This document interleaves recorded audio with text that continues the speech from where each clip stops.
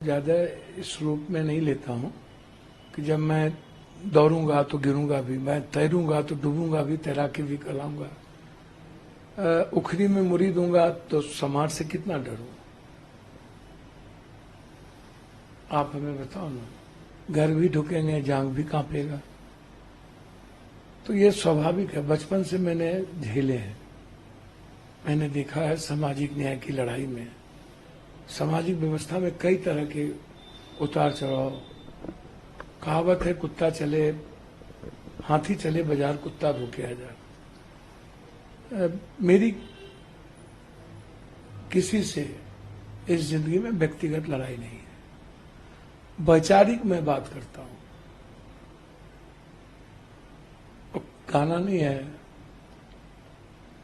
मिर्ची लगी तो मैं क्या करूं, तो विचारों की बात तो मैं बोलूंगा ना। सुरक्षा ना सुरक्षा की जिम्मेदारी सरकार की है। मैं झारखंड की जनता की सेवा के लिए खड़ा हूं, लड़ रहा हूं। हेमंत सोरेन जी झारखंड का बेटा है, लगातार यातनाएं दी गई, मारने का प्रयास उन्हें किया गया। शेरनी की तरह मेरी बेटी कल्पना सोरेन उठी, और मुझे लगता है कि आज आम लोगों की आवाज बन चुके हैं। देश के हित में झारखंड महागठबंधन के लिए मैं यहां काम कर रहा हूं, अपने कर्तव्यों का काम कर रहा हूं। अब मेरी सुरक्षा की जिम्मेदारी सरकार जाने, क्या होगा, दायित्व सरकार की है। मैंने तो डीजी साहब से कही, मैं आईजी से कहा, मैं सीएम साहब से कई बार मिलने का प्रयास किया, नीतीश बाबू से। मैं उनके चीफ सेक्रेटरी से बातचीत की सुरक्षा को लेकर के। जिन लोगों को कोई सुरक्षा की जिम्मेदारी नहीं है, दायित्व नहीं है, जो सत्ता के साथ रहेंगे, जिनको सुरक्षा का कोई मतलब नहीं, उनको ये लोग जेट देंगे, सब कुछ देंगे, बाबा को देंगे, सबको देंगे। लेकिन जो व्यक्ति लगातार, जिस व्यक्ति को एक ट्वीट के कारण, मुझे नहीं पता कौन है क्या है, जो लोग धमकी देते हैं। मैंने समय समय पर डीजी साहब को, 4 एसपी को मैंने वो बात बता दी, कह दिया। मुझे लगा इसको ओपन करने की कोई जरूरत नहीं है, हाय तौबा मचाने की जरूरत नहीं है। और इतनी धमकी के बावजूद मैं बम्बई गया था। मैं सलमान जी से मिला, बात की मैंने। उस दिन रात में डिनर था मेरा। मैं बाबा सिद्दीकी के परिवार से मिला, फिर हम आए। तो ये सामाजिक जीवन में, पारिवारिक जीवन में व्यक्तिगत काम है, वो हर व्यक्ति को करना चाहिए। दुख के घड़ी में रहना चाहिए। तो हम तो नहीं डरे, हम तो अपना काम कर रहे हैं। हम बम्बई भी गए, हम अपनी जिम्मेदारी का निर्वहन भी कर रहे हैं। कल बिहार में जो घटना घटित हो रही है, वहां भी जा रहे हैं। तो हमने तो पूर्णिया में भी, Purnia SP, Katihar SP, Madhepura SP, IG, DG, हमें जब खबर मिली इस नंबर से लोग आए हुए हैं विभिन्न जगहों पर, हमने नंबर तक दिया। हमने आईजी से 2-2 बार बातचीत की।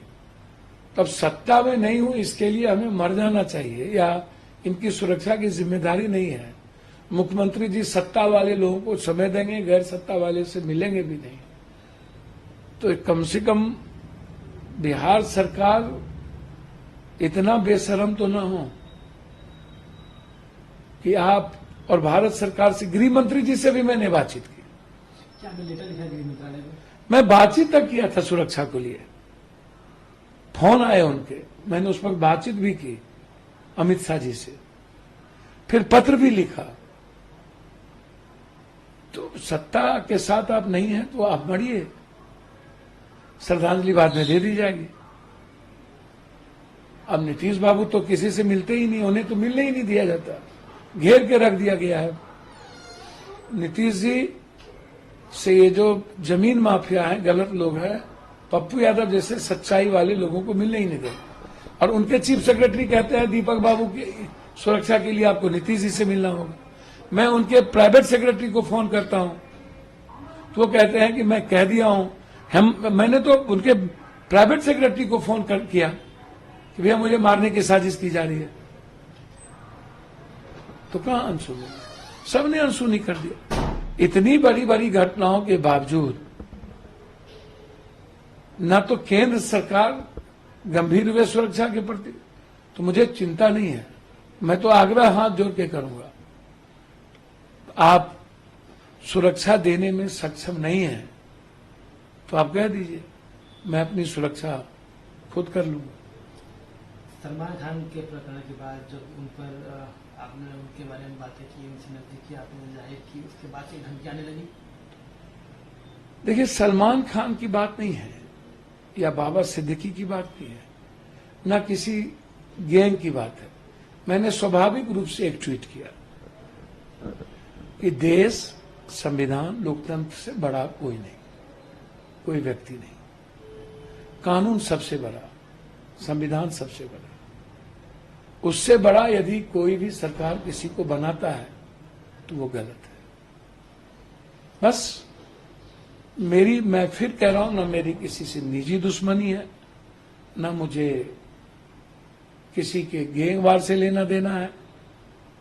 संविधान और कानून और लोकतंत्र की बात आएगी, मैं वैचारिक बात करूंगा। अब मुझे मरना न मरना तो भगवान के हाथ में है। अब मेरी सुरक्षा की जिम्मेदारी सरकार के हाथ में है। अब सरकार मुझे मरवाना चाहती है कि बचाना चाहती, तो सरकार जाने। इतने समय समय पर वीडियो ऑडियो देने के बावजूद एक भी एसपी, एक भी डीआईजी, आईजी ने एक प्रतिक्रिया तक नहीं दी, तो इसका मतलब साफ है कि वो श्रद्धांजलि देने आएंगे। अब आते हैं राजनीति की तरफ। आप झारखंड में हैं, चुनाव का माहौल है यहाँ पर। अभी कुछ देर पहले मुख्यमंत्री हेमंत सोरेन के साथ मंच भी साझा किया आपने। ओवरऑल झारखंड में क्या माहौल लग रहा है? बीजेपी की तरफ से लगातार मुद्दा उठाया जा रहा है, डेमोग्राफी चेंज, बांग्लादेशी घुसपैठ, क्या ये सब रियल माइंड? ये सब मुद्दा खत्म हो गया है, ये सब गए मुद्दा। छत्तीसगढ़, उड़ीसा में जिस तरीके से आदिवासी, गरीब, कमजोर तबके की जमीन हथियाए जा रहे हैं बीजेपी की सरकार बनने के बाद, वो उसकी गिद्ध दृष्टि यहां भी है जंगल जमीन पर। यह लड़ाई बाहरी और भीतरी की है, ये लड़ाई आत्मस्वाभिमान की हो गई है। ये लड़ाई हेमंत बिस्वा जैसे गुंडा और क्रांतिकारी हेमंत के नेतृत्व की है। सर, सबसे ज्यादा झारखंड में बीजेपी की सरकार रही, तो झारखंड की इकोनॉमी कहां गई? झारखंड का रोजगार कहां गया? झारखंड की सारी कोयला लोहा कहां गई? झारखंड की रॉयल्टी कहां गई? 1,36,000 रुपया। सारे पैसे तो बीजेपी वाले लूटे। 4 चीफ मिनिस्टर इनके साथ हैं, एक भी कैंडिडेट नहीं है, उम्मीदवार नहीं है, तो कौन लड़ेंगे? बाहरी आकर के ये अदानी जी के को कब्जा दिलाने के लिए कोयला लोहा पर ये लड़ाई है। ये लड़ाई है झारखंड के आत्मस्वाभिमान की।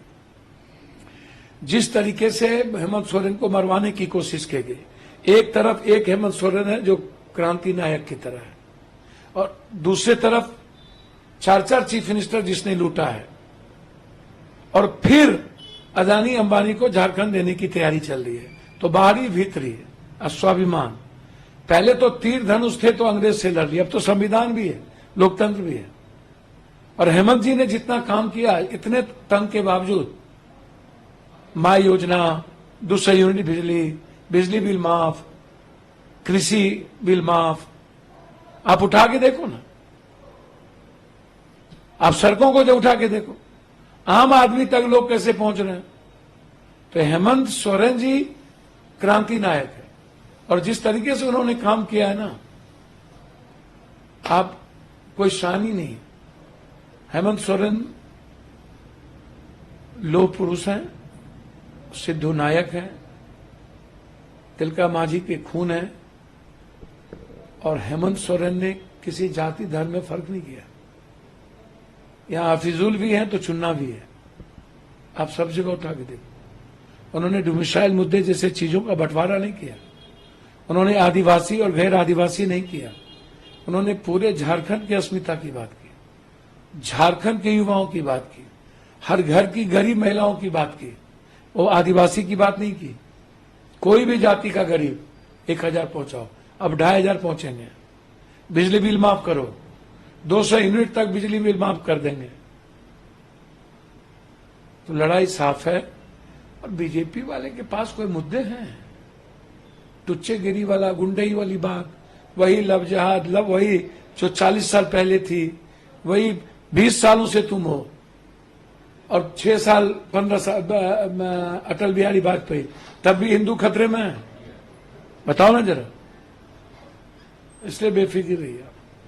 यहां ना कोई हिंदू खतरे में, ना कोई इंसान खतरे में।